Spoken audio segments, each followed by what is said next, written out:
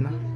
So ayan guys, so anothers na videos na naman natin to ngayon. So ayan. So ngayon pala guys, kasi nung sa isa kong video na nabidyoan lang natin yung yung paper arrow helicopter. So ayan. Pero nung hindi to naka-video, na bumibili ako ng merienda, na dinala ko yung yung arrow na helicopter na gawa sa papel.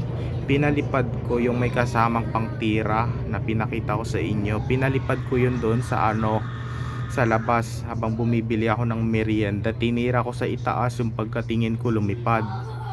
Pero biglang tinulak ng hangin ng malakas, tapos napunta na naman sa bubong. Ay nako, nawala. Okay, nawala, hindi ko na maabot So ayan guys, okay lang yan guys. So meron na naman tayo ulit na ginawa. So ayan, so iba to guys. Ayan, iba to, hindi to helicopter na. So ito yung namin, ito yung project namin sa science. So ayan, dun sa school.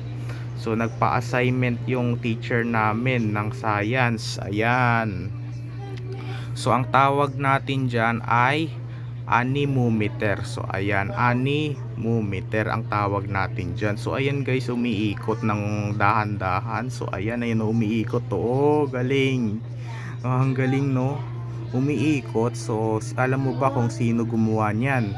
Syempre ako. So ayan, ako nakakagawa niyan. So project namin yan sa assignment, sa assignment tuloy, sa science. So ayan, kasi nagpa-assignment yung teacher namin, nagpa-project, nagpa-activity, kaya ako gumawa niyan. So kasi nakauwi ko lang kasi galing school. So ayan, kasi nung nasa school ako kaganina, ayan, kaganina lang kaganina, no, yung nasa subject na science na kami, sinabi sa amin ni teacher, eto project nyo, gumawa daw kayo ng ganyan sa bahay nyo. So bukas dadalin. Pag ang sabi kasi sa akin ni teacher, pag umikot daw 95 daw yung grades, pag hindi umikot 75 ang grades. So ayun yung sinabi sa akin ni teacher. Ang pangalan kasi ng teacher ko sa science ay si Ma'am Nubora. So ayan, si Ma'am Nubora yung pangalan ko sa may grade 4 DRAIS. So ayan guys, so nagawa ko na rin yung yung project namin sa science. So ayan, so bukas dadalhin ko yan, pero malaki masyado, hindi magkakasya sa bag ko. So bukas ay may pasok pa rin kami. So ayan, so kasi ngayon holiday kami ng 17, Chinese New Year. So ngayon ay wala na naman kaming pasok ng Wednesday sa kasi bukas kasi ay kasi ngayon ang date ngayon ay it's February 23, Monday ngayon. So ayan, so bukas may pasok pa rin kami, 24 bukas, February 24.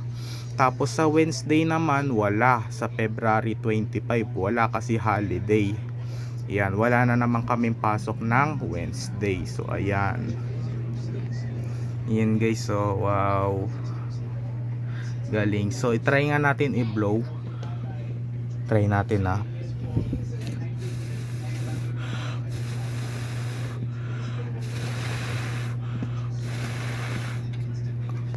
ngayon nga natin i-blow